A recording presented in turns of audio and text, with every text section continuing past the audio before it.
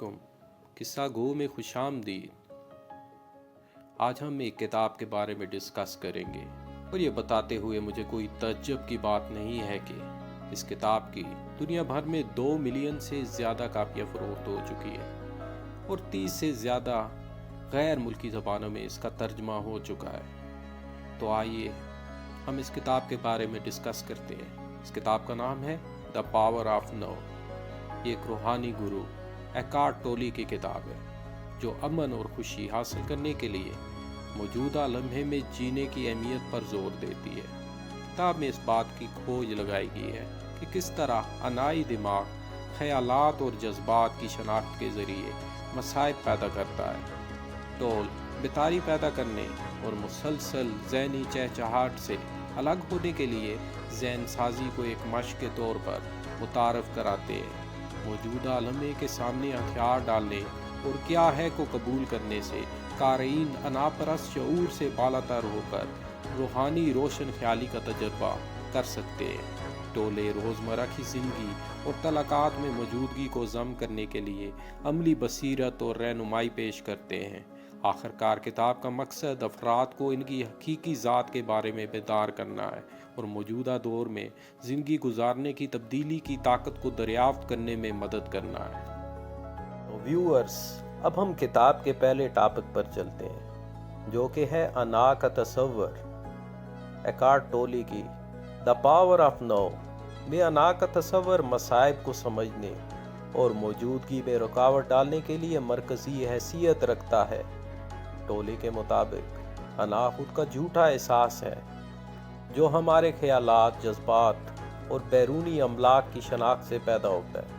یہ ہمارے سروبے آواز ہے جو مسلسل توثیق کی کوشش کرتی ہے، دوسروں سے اپنا موازنہ کرتی ہے اور حالات کا فیصلہ کرتی ہے۔ انا ماضی کے پچھتاوے یا مستقبل کی پریشانیوں میں رہ کر مصائب پیدا کرتی ہے۔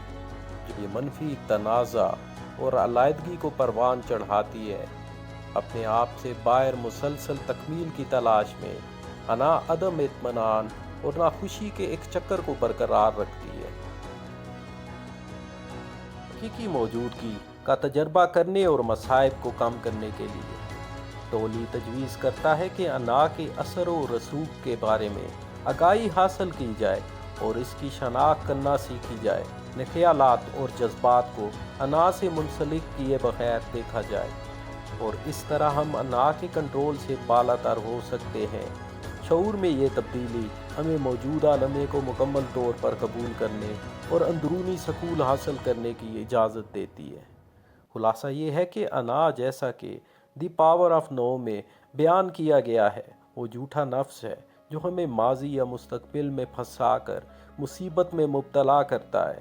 انا کے اثر کو پہچان کر اور اس سے الگ ہو کر ہم اپنی زندگی میں موجودگی کو بڑھا سکتے ہیں اور مصائب کو کم کر سکتے ہیں۔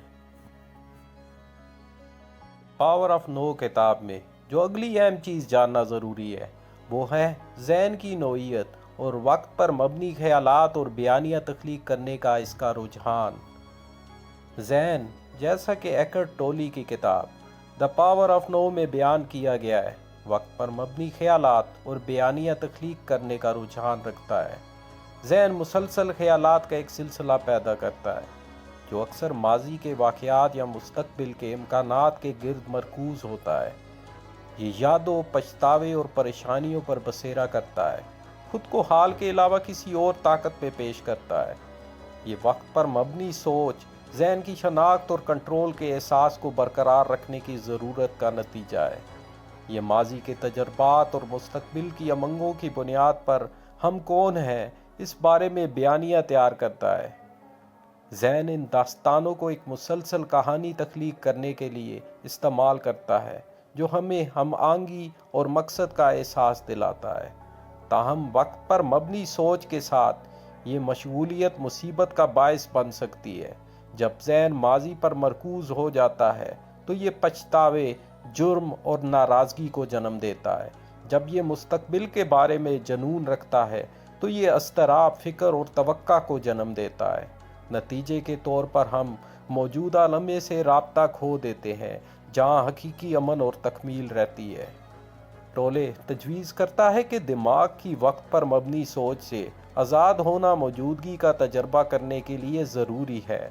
اپنے خیالات کے نمونے سے آگاہ ہو کر انہیں ذہنی ساخت کے طور پر تسلیم کر کے ہم دماغ کی گرفت سے الگ ہو سکتے ہیں۔ اس بیداری کے ذریعے ہم موجودگی کی کیفیت پیدا کر سکتے ہیں اور اپنی توجہ موجودہ لمحے کی طرف مبذول کر سکتے ہیں۔ خلاصہ یہ ہے کہ ذہن وقت پر مبنی خیالات اور بیانی تخلیق کرتا ہے جو ہمیں موجودہ لمحے سے دور کھینچتے ہیں۔ اس رجحان کے بارے میں آگاہی پیدا کرنا اور شعوری طور پر اپنی توجہ کو موجودہ لمحے کی طرف منتقل کر کے ہم ذہن کی حدود سے تجاوز کر سکتے ہیں۔ ایکہارٹ ٹولے کی دی پاور آف ناؤ میں موجودہ لمحے میں مکمل طور پر موجود ہونے پر بہت زیادہ زور دیا گیا ہے۔ یہاں کچھ اہم وجوہات ہیں کہ کیوں ہمیں لمحے موجود میں موجود رہنا چاہیے۔ اس کی پہلی وجہ اندرونی سکون ہے۔ جب ہم مکمل طور پر موجود ہوتے ہیں تو ہم اپنے آپ کو ماضی کے بوجھ اور مستقبل کی پریشانیوں سے آزاد کر لیتے ہیں۔ یہ ہمیں اندرونی سکون اور اطمینان کے گہرے احساس کا تجربہ کرنے کی اجازت دیتی ہے۔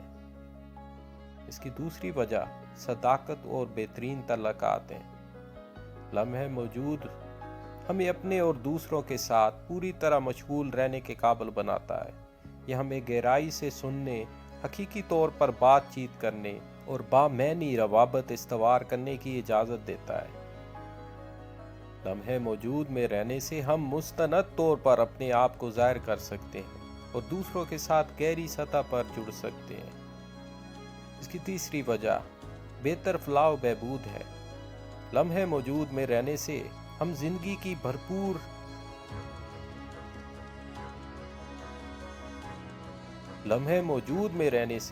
زندگی کی بھرپوری کا مکمل تجربہ کر سکتے ہیں۔ یہ ہمیں ان سادہ خوشیوں، خوبصورتی اور حیرت کی تعریف کرنے کے قابل بناتی ہے۔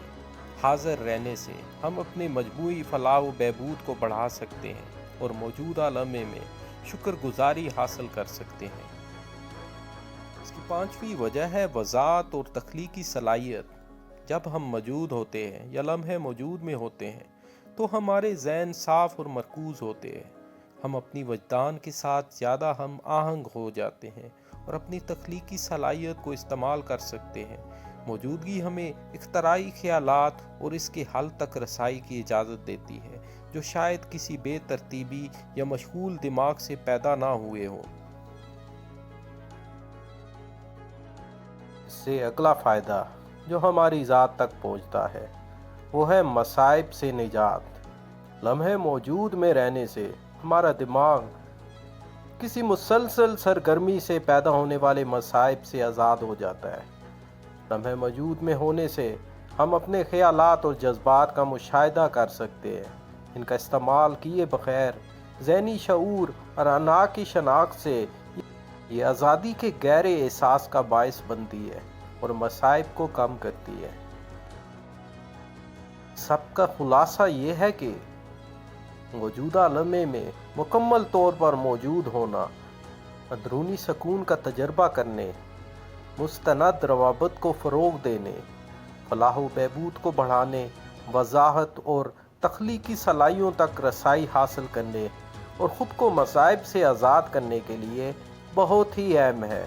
یہ موجودگی کے ذریعے ہی ہے کہ ہم واقعی زندگی کے ساتھ مشغول ہو سکتے ہیں اور گہری تکمیل اور خوشی حاصل کر سکتے ہیں۔ درد جسم جمع شدہ جذباتی درد، پین باڈی اور حقیقی نفس کے درمیان میں فرق۔ ایکہارٹ ٹولے کی دی پاور آف ناؤ میں پین باڈی اور حقیقی نفس کے درمیان فرق کو نمایاں کیا گیا ہے۔ یہاں ان تصورات کی وضاحت کرتے ہیں۔ درد جسم سے مراد یا پین باڈی سے مراد ماضی کے تجربات سے جمع جذباتی درد ہے جو ایک فرد کے اندر رہتا ہے۔ یہ غیر حل شدہ جذباتی صدمات، منفی جذبات اور سوچ اور رویے کے دہرائے جانے والے نمونوں پر مشتمل ہے۔ درد جسم کو مختلف حالات سے متحرک کیا جا سکتا ہے جس کی وجہ سے یہ متحرک ہو جاتا ہے اور کسی شخص کے خیالات، احساسات اور اعمال کو متاثر کرتا ہے۔ दर्द जिस्म या पेन बॉडी खुद को खिलाने और बरकरार रखने पर परवान चढ़ता है। ये तौसीक, ड्रामा और तनाज़ात की तलाश करता है और ये मसाइब और मनफी तजर्बात पैदा करता है। ये फ़र्द को अपने दर्द से पहचानने और इसे दूसरों या मौजूदा लम्हे पर पेश करने का सबब बन सकता है। इनके तासरात को बिगाड़ता है और रद्द अमल और लाशऊरी रवैये की तरफ ले जाता है। इसके बरअक्स हकीकी नफ्स, जिसे मौजूदगी या हम कौन हैं इसका जोर भी कहा जाता है, दर्द जिस्म से बाहर है।